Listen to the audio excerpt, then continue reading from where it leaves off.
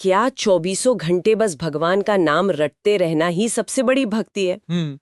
या फिर ये भी हो सकता है कि जो अपने रोज के काम करते हुए ईश्वर को याद करे वो भगवान को ज्यादा प्यारा हो। हाँ, बिल्कुल यही सवाल है। और आज हम इसी सवाल के इर्द गिर्द घूमती एक कहानी पर बात करेंगे।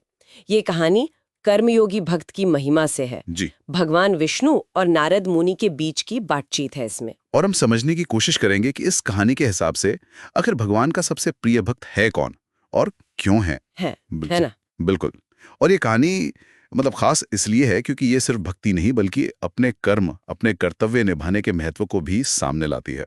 बड़ा गहरा संदेश है इसमें। तो कहानी शुरू होती है नारद मुनि से। वो तो खुद को विष्णु जी का सबसे बड़ा भक्त मानते थे क्योंकि वो तो लगातार मतलब हमेशा नारायण नारायण करते रहते थे। हाँ, उनका तो काम ही यही था एक तरह से। तो एक दिन वो पहुंच गए विष्णु जी के पास। उनके मन में ना एक सवाल था। अच्छा, क्या सवाल? उन्होंने पूछा, प्रभु ये बताइए कि इस दुनिया में आपका सबसे प्यारा, सबसे प्रिय भक्त कौन है? और यही कहानी मोड़ लेती है। विष्णु जी ने सीधे सीधे नारद का नाम नहीं लिया। वो मुस्कुराए और बोले, मेरा सबसे प्रिय भक्त वो तो पृथ्वी पर एक गांव में रहता है, एक साधारण सा किसान है। सोचिए, ये नारद जी ये सुनकर एकदम मतलब हैरान रह गए होंगे, शायद थोड़ा दुख भी हुआ हो। हाँ, जाहिर है।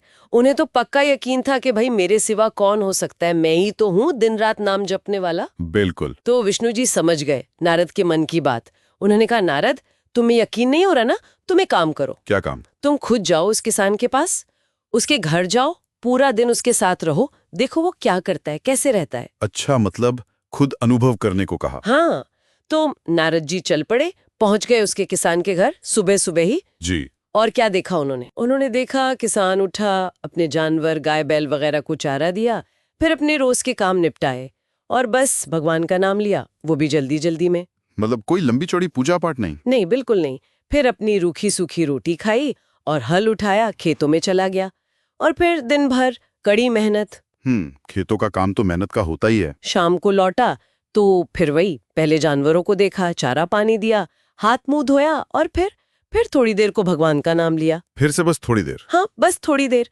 फिर घर वालों के साथ बैठकर खाना खाया, थोड़ी बातचीत की और सो गया। अच्छा, तो ये थे उसकी दिनचर्या। जी। अब नारद जी तो ये सब देखकर बड़े चक्कर में पड़ गए। उनका सोचना तो ये था कि भाई भक्ति का मतलब है लगातार नाम जपना, ध्यान करना। हाँ, उन्हें लगा ये किसान तो मुश्किल से दिन में 2 बार, वो भी कुछ पलों के लिए भगवान को याद करता है। ये कैसे हो सकता है सबसे प्रिय भक्त? इसका जो काम है, खेती, जानवर, ये सब तो दुनियादारी है, ये भक्ति थोड़ी है। सही कहा, उनकी भक्ति की परिभाषा अलग थी। तो अपनी इसी उलझन को लेके नारद जी वापस पहुंचे विष्णु जी के पास। बोले, भगवान क्षमा करें, पर वो किसान, हाँ। वो तो दिन भर अपने काम में ही लगा रहता है, मुश्किल से 2 बार आपका नाम लेता है, वो भी बस जरा देर को।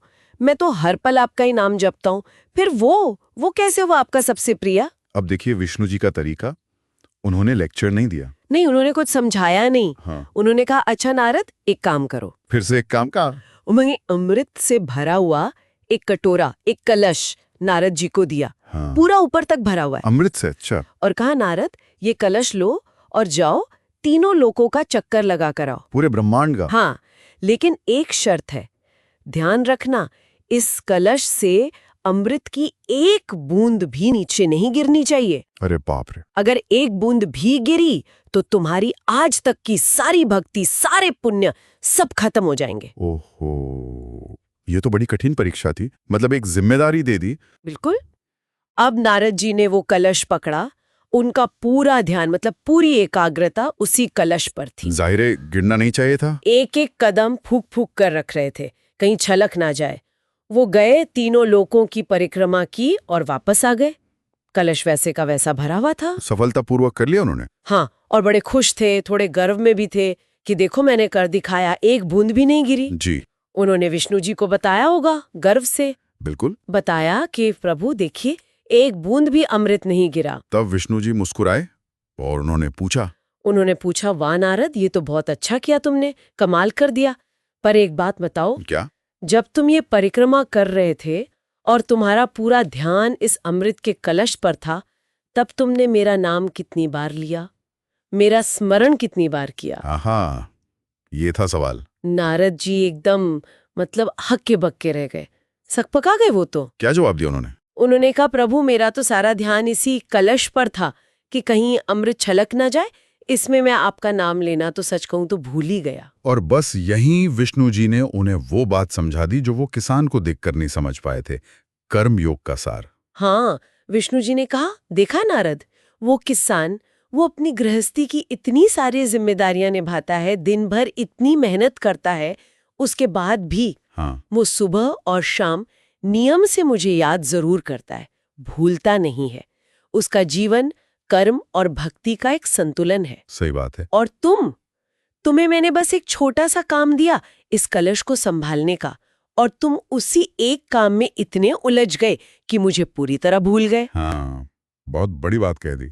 विष्णु जी ने फिर स्पष्ट किया, नारद, जो इंसान अपने हिस्से के सारे काम, अपनी सारी जिम्मेदारियां पूरी ईमानदारी से निभाते हुए भी मुझे याद रखता है, मेरा स्मरण बनाए रखता है, वही सच्चा कर्मयोगी है और वही मेरा सबसे प्रिय भक्त है। क्या बात है। ये सुनते ही नारद मुनि की आंखों से अहंकार का पर्दा हट गया। उन्हें अपनी भूल समझ आ गई। वो समझ गए कि असली भक्ति क्या है। जी। उन्होंने भगवान के चरण पकड़ लिए होंगे। हाँ, तो इस कहानी से जो मुख्य बात निकल कर आती है वो यही है कि सच्ची भक्ति का मतलब सिर्फ घंटों बैठकर पूजा करना या माला जपना ही नहीं है। हाँ, वो एक पहलू हो सकता है, पर सब कुछ नहीं। बिल्कुल। असली भक्ति तो है अपने काम, अपनी ड्यूटी, अपनी जिम्मेदारियों को पूरी लगन से, ईमानदारी से करना, और साथ साथ उस ईश्वर को, उस परम चेतना को याद रखना। मतलब कर्म करते हुए भी उससे जुड़े रहना। इसी को कर्मयोग कहते हैं। सही, कर्म और योग का संगम। हाँ, कर्म के साथ योग। और ये कहानी ना हमें आज के जीवन के बारे में सोचने पर मजबूर करती है। बिल्कुल। आज की भागदौड़ वाली जिंदगी में। हाँ, हमारी अपनी जिंदगियां हैं, नौकरी है, घर परिवार समाज, कितनी सारी जिम्मेदारियां हैं। तो इन सब के बीच अपने उस आध्यात्मिक लक्ष्य को या ईश्वर को या जिस भी उच्च शक्ति में हम विश्वास रखते हैं उसे याद कैसे रखें? ये संतुलन साधना ही चुनौती है। हाँ, अपने काम को पूरी तरह से करते हुए, पूरी क्षमता से करते हुए भी उस याद को, उस कनेक्शन को कैसे बनाए रखें, ये सवाल शायद हम सबके मन में कहीं ना कहीं उठता होगा। सही बात है। इस पे सोचना जरूरी है। बिल्कुल।